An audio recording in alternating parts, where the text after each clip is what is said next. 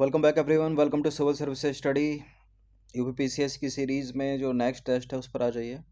कल से current affairs start हुआ है। करंट के जो क्वेश्चन है उन्हीं पर फोकस करेंगे। लास्ट के मंथ में 27 अक्टूबर को एग्ज़ाम है। ये करंट अफेयर्स इंपॉर्टेंट है दूसरे स्टेट के पीसीएस के लिए भी, जैसे कि एमपी पीसीएस हो गया, पीपीएससी हो गया। तो चलिए स्टार्ट करते हैं। क्वेश्चन नंबर 1 है यहाँ पर, और इसमें इंपॉर्टेंट प्रश्न हैं सारे के सारे। और जो प्रश्न होंगे, अगर यूपी की करंट अफेयर्स होगी तो वो यूपी के लिए होगी, जो इंटरनेशनल लेवल की होगी वो दूसरे स्टेट के पीसीएस में भी काम कर जाएगी। और जो आरओ की परीक्षा होने वाली है दिसंबर में, उसके लिए भी सीरीज इंपॉर्टेंट है। पहला प्रश्न है, अंतर्राष्ट्रीय बुकर पुरस्कार 2024 से सम्मानित पुस्तक या उपन्यास कैरोस का लेखक कौन है? Michael Hoffmann, Douglas Stuart, Annie Ernaux, Jenny Erpenbeck. Kairos उपन्यास है, याद रखिएगा इसका नाम। तो अंतर्राष्ट्रीय बुकर पुरस्कार 2024 से सम्मानित उपन्यास कैरोस का लेखक है जेनी एर्पेनबेक। ऑप्शन नंबर ए है इसका आंसर। और अनुवादक पूछ ले तो अनुवादक का नाम है माइकल हॉफमैन। तो हाल ही में अंतर्राष्ट्रीय बुकर पुरस्कार 2024 जेनी एर्पेनबेक द्वारा लिखित और माइकल हॉफमैन द्वारा अनुवादित कैरोस को प्रदान किया गया है। ये नाम याद रखिएगा, ये नाम याद रखिएगा, और ये भी। अच्छा, इस पुरस्कार के तहत जो प्रदान की जाने वाली सम्मानित राशि है वो कितनी है? 64,000 अमेरिकी डॉलर है।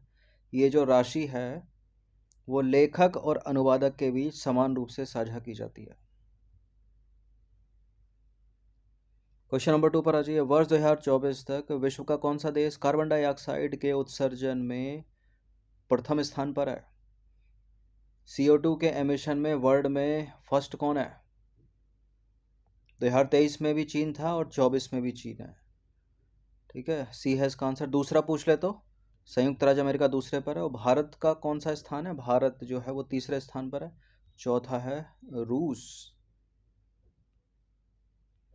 देखिए, वर्ष 2024 में कार्बन डाइऑक्साइड के उत्सर्जन में प्रथम स्थान पर चीन है, उसके बाद यानी दूसरे स्थान पर संयुक्त राज्य अमेरिका, तीसरा है भारत और चौथा है रूस। ठीक है, कार्बन डाइऑक्साइड यानी CO2 एमिशन 2024 के अनुसार चाइना, USA, इंडिया और रशिया। इससे भी ज़्यादा इंपॉर्टेंट है ये वाला प्रश्न, question number 3। Global nitrous oxide budget 2024 के अनुसार वर्ष 2024 में नाइट्रस ऑक्साइड यानी N2O के उत्सर्जन में भारत का कौन सा स्थान है? ये न्यूज़ में है, अभी न्यूज़ में था ये जून में जुलाई में। नाइट्रस ऑक्साइड के उत्सर्जन में जो भारत है वो दूसरे स्थान पर पहुंच गया है, सेकंड पायदान पर। तो इसका आंसर हो जाएगा ऑप्शन नंबर ए। और प्रथम स्थान पर कौन है? प्रथम स्थान पर वही है जो CO2 का एमिशन कर रहा है, यानी चीन। तो ग्लोबल नाइट्रस ऑक्साइड बजट 2024 के अनुसार 2024 में नाइट्रस ऑक्साइड N2O के शीर्ष जो 5 उत्सर्जक देश हैं वो चीन प्रथम स्थान पर है 16.7%, भारत दूसरे पे आ गया है 10.9%, और अमेरिका है तीसरे स्थान पर 5.7%, ब्राज़ील है चौथे पर 5.3%, और छठे पर है रूस 4.6%। ठीक है, ये इंपॉर्टेंट है, उससे ज़्यादा इंपॉर्टेंट है क्योंकि ये न्यूज़ में था। और कोई अच्छा एग्जामिनर होगा तो इस प्रश्न को जरूर रखना चाहिए इस बार। क्वेश्चन नंबर 4 पर आ जाइए। हाल ही में भारत ने कौन सी बार हॉकी एशियन चैंपियंस ट्रॉफी का खिताब जीता है? पहली बार, पांचवी बार, चौथी बार, दूसरी बार? कि पहले भी जीत चुकी है, पहला तो हो नहीं सकता, पांचवी बार जीता है। ऑप्शन नंबर सी है इसका आंसर। और ये कहाँ संपन्न हुई हॉकी एशियन चैंपियनशिप? चीन में। 17 सितंबर 2024 को चीन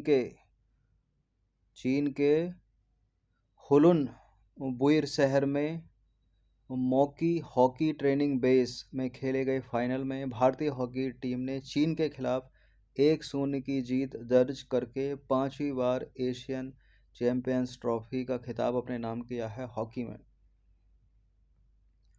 ठीक है, 51वें मिनट में जो जुगल राज सिंह हैं उन्होंने निर्णायक गोल किया, भारत को जीत दिला दी, जिससे भारत को जो है बढ़त मिली। चीन को हराने के साथ ही भारत ने रिकॉर्ड पांचवी बार और लगातार दूसरी बार एशियाई खिताब जीता है। हरमनप्रीत सिंह को एशियाई चैंपियंस ट्रॉफी 2024 में प्लेयर ऑफ द टूर्नामेंट चुना गया। और एशियन चैंपियंस ट्रॉफी के सेमीफाइनल में भारत ने कोरिया को 4-1 से हराकर फाइनल में जगह पक्की की थी और चीन को हरा दिया। इन सभी टेस्ट का फुल टेस्ट पीडीएफ सीरीज प्राप्त कर सकते हैं नंबर इस पर कॉल या व्हाट्सअप करके। क्वेश्चन नंबर 5 पर आ जाइए। निम्नलिखित में से कब गगनयान कार्यक्रम के तहत निम्न पृथ्वी कक्षा तक मानव अंतरिक्ष यान पहुंचाने की परिकल्पना की गई थी? 18 का है गगनयान, ठीक है, 18 में की गई थी, दिसंबर 2018 में। ऑप्शन नंबर ए है इसका आंसर। तो दिसंबर 2018 में स्वीकृत गगनयान कार्यक्रम के तहत निम्न पृथ्वी कक्षा यानी लो अर्थ ऑर्बिट तक मानव अंतरिक्ष यान पहुंचाने की परिकल्पना की गई थी। क्वेश्चन नंबर 6 पर आ जाइए। निम्नलिखित कथनों पर विचार करेंगे। हाल ही में केंद्रीय मंत्रिमंडल ने बायो राइड योजना को मंजूरी दी है। बायो राइड योजना, इस योजना में बायो मैन्युफैक्चरिंग और बायो बाउंड्री नामक नए घटक शामिल हैं। कौन सा इसमें सही है? बिल्कुल, केंद्रीय मंत्रिमंडल ने बायो राइड योजना को मंजूरी दी है और इस योजना में बायो मैन्युफैक्चरिंग और बायो बाउंड्री नामक नए घटक शामिल है। करेक्ट है, दोनों के दोनों स्टेटमेंट्स ही है इसका आंसर। तो 18 सितंबर 2024 को प्रधानमंत्री नरेंद्र मोदी की अध्यक्षता में केंद्रीय मंत्रिमंडल ने जैव प्रौद्योगिकी विभाग की 2 प्रमुख योजनाओं, जिनका जैव प्रौद्योगिकी अनुसंधान नवाचार और उद्यमिता विकास नाम की एक नई योजना के रूप में विलय कर दिया गया है, को जारी रखने की मंजूरी दी। इस योजना में बायो मैन्युफैक्चरिंग और बायो बाउंड्री नामक नए घटक शामिल हैं। ये जो नए घटक हैं भारत को स्वदेशी समाधान विकसित करके एक चक्रीय जैव अर्थव्यवस्था बनाने के लक्ष्य को प्राप्त करने में मदद करेंगे। और बायो राइड योजना का मुख्य उद्देश्य क्या है? नवाचार को बढ़ावा देना और जैव उद्यमिता को प्रोत्साहित करना। क्वेश्चन नंबर 7 पर आ जाइए। उत्तर प्रदेश की पहली हरित सड़क कहाँ बनेगी? उत्तर प्रदेश की पहली हरित सड़क बनेगी मेरठ में। ऑप्शन नंबर डी है इसका आंसर। 24 अगस्त 2024 को उत्तर प्रदेश सरकार द्वारा दी गई जानकारी के अनुसार मुख्यमंत्री हरित सड़क अवसंरचना विकास योजना के तहत राज्य की पहली एकीकृत हरित सड़क मेरठ में बनेगी। और यह हरित सड़क परियोजना 2.15 किलोमीटर से अधिक लंबी होगी और जून 2026 तक इस परियोजना के पूर्ण होने की उम्मीद है। इस तरह के प्रश्न स्टेट पीसीएस में पूछता है, आरओ में भी पूछता है सीधे सीधे। क्वेश्चन नंबर 8 2 स्टेटमेंट वाला है। साइरस क्रेन के ऊपर उत्तर प्रदेश का राज्य पक्षी है सारस क्रेन के संदर्भ में निम्नलिखित कथनों पर विचार करेंगे। उत्तर प्रदेश के लखनऊ में सर्वाधिक सारस क्रेन पक्षी हैं। उत्तर प्रदेश में वर्ष 2023 की तुलना में वर्ष 2024 में सारस क्रेन की संख्या में अत्यधिक गिरावट हुई है। कौन सा सही है? देखिए, सारस क्रेन की संख्या में वृद्धि हुई है 2023 से 24 की तुलना में, गिरावट नहीं हुई है। गलत है दूसरा। सबसे ज़्यादा इटावा में है सारस क्रेन, जो कि उत्तर प्रदेश का राज्य पक्षी है, ना कि लखनऊ में। गलत है यहाँ पर दोनों के दोनों स्टेटमेंट, डी है इसका आंसर। तो उत्तर प्रदेश राज्य का जो राज्य पक्षी है सारस क्रेन, उसकी आबादी में वृद्धि हुई है। न्यूज़ में है ये। 10 जुलाई 2024 को उत्तर प्रदेश राज्य वन विभाग के अधिकारियों ने बताया कि राज्य में 19,918 सारस क्रेन पक्षी हैं, जो वर्ष 2023 की तुलना में 396 अधिक हैं। तो गिरावट नहीं हुई है, वृद्धि हुई है। और राज्य के 10 वन प्रभागों इटावा में सर्वाधिक हैं। फिर मैनपुरी में, शाहजहांपुर में, औरैया में, कन्नौज में, हरदोई में, संत कबीर नगर में, कानपुर देहात में, गोरखपुर में, सिद्धार्थ नगर में साइरस की संख्या 500 से अधिक है। ठीक है, तो सर्वाधिक इसमें इटावा में है। उत्तर प्रदेश तो है ही नहीं दूर दूर तक। गलत है दोनों के दोनों। क्वेश्चन नंबर 9 पर आ जाइए। उत्तर प्रदेश में कितने पीएम श्री स्कूलों का शुभारंभ किया गया? उत्तर प्रदेश में 928 पीएम श्री स्कूलों का शुभारंभ किया गया। ऑप्शन नंबर बी है इसका आंसर।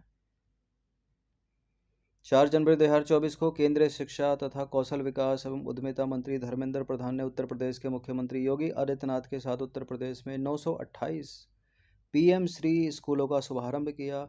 पीएम श्री योजना की अगर बात करें तो केंद्र प्रायोजित योजना है, जिसे वर्ष 2022 में शुरू किया गया था।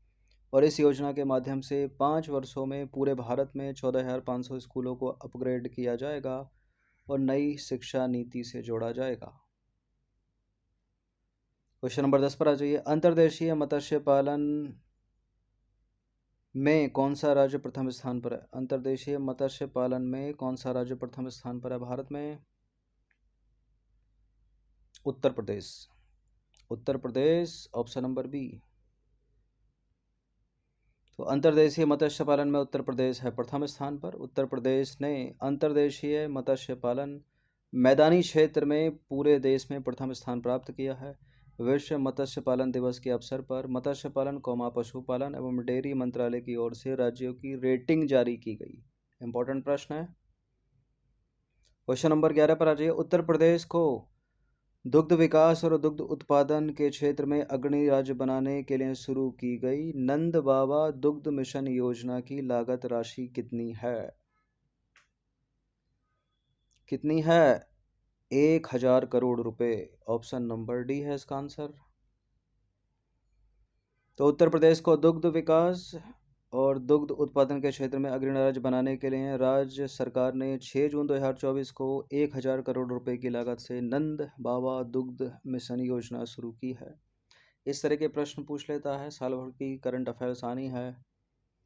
क्वेश्चन नंबर 12 पर आ जाइए। बच्चों के लिए डिजिटल हेल्थ कार्ड बनाने वाला देश का प्रथम राज्य कौन सा है? बच्चों के लिए डिजिटल हेल्थ कार्ड बनाने वाला भारत का पहला राज्य उत्तर प्रदेश ही है। डी है इसका आंसर। तो बच्चों के लिए डिजिटल हेल्थ कार्ड बनाने वाला उत्तर प्रदेश भारत का पहला राज्य बन गया है। उत्तर प्रदेश सरकार ने 6 मई 2023 को हर छात्र को गुणवत्तापूर्ण शिक्षा देने के लिए नगरीय विकास विभाग और लखनऊ स्मार्ट सिटी के तहत स्कूल हेल्थ प्रोग्राम शुरू किया था। तो यूपी का प्रथम स्थान है डिजिटल हेल्थ कार्ड बांटने में। क्वेश्चन नंबर 13 पर आ जाइए। उत्तर प्रदेश सरकार इलेक्ट्रिक वाहनों की खरीद पर कितना टैक्स लेती है? 2%, 1%, 5%? कोई टैक्स नहीं, कोई टैक्स नहीं लेती। ऊपर से प्रदेश में अगर इलेक्ट्रिक वाहन खरीदोगे तो सब्सिडी और देगी। उत्तर प्रदेश सरकार ने 5 मार्च 2023 को राज्य में इलेक्ट्रिक वाहनों को बढ़ावा देने के लिए इलेक्ट्रिक वाहन की खरीद पर कोई टैक्स नहीं लेने का निर्णय लिया और उत्तर प्रदेश में खरीदे गए इलेक्ट्रिक वाहनों के फैक्ट्री मूल्य पर 15% की सब्सिडी भी दी जाती है अगर आपने इलेक्ट्रिक वाहन उत्तर प्रदेश से खरीदा है तो। 15 प्रश्न ऐड है इसमें। क्वेश्चन नंबर 14 पर आ जाइए। किस राज्य सरकार ने one family one identity portal launch किया है? One family one identity portal launch किया उत्तर प्रदेश सरकार ने ही। ऑप्शन नंबर सी है इसका आंसर। तो उत्तर प्रदेश सरकार ने online portal family ID one family one identity launch किया। यह जो पोर्टल है वो उत्तर प्रदेश के परिवारों के लिए सरकारी योजनाओं तक पहुंच को आसान बनाने के लिए किया गया है और इसका उद्देश्य है उन परिवारों को मुफ्त या सस्ता राशन उपलब्ध कराना जिनके पास राशन कार्ड नहीं है। यह उत्तर प्रदेश के परिवारों का एक व्यापक डेटाबेस तैयार करेगा। वन फैमिली वन पोर्टल किसका? उत्तर प्रदेश का। क्वेश्चन नंबर 15 है और अंतिम प्रश्न है। हाल ही में समाचारों में रही अनपरा ई तापी परियोजना उत्तर प्रदेश के किस जिले में शुरू की जाएगी? अनपरा ई तापीय परियोजना, अनपरा ई तापीय परियोजना उत्तर प्रदेश के ये सोनभद्र जिले में शुरू की जाएगी। ऑप्शन नंबर सी है इसका आंसर। देखिए, उत्तर प्रदेश में बिजली की कमी को दूर करने के लिए उत्तर प्रदेश राज्य विद्युत उत्पादन निगम लिमिटेड ने अनपरा ई तापीय परियोजना के प्रस्ताव को मंजूरी दी और राज्य सरकार ने सोनभद्र जिले के अनपरा में, ठीक है, जिला कौन सा? सोनभद्र जिले के अनपरा में 1600 मेगावाट का बिजली संयंत्र स्थापित करने को मंजूरी दी है। तो अनपरा ई तापीय परियोजना सोनभद्र जिला उत्तर प्रदेश, नाम याद रखिएगा। तो 15 प्रश्न थे करंट अफेयर्स के, इनकी प्रैक्टिस कर लीजिएगा। आने वाले दिनों में करंट अफेयर्स की ही प्रैक्टिस करेंगे ज़्यादा से ज़्यादा, क्योंकि 25 से 30 प्रश्न करंट अफेयर्स के पूछे जाते हैं। तो हर दिन प्रैक्टिस करते रहिएगा। बाकी सब्सक्राइब रखना सिविल सर्विसेज स्टडी चैनल को। धन्यवाद।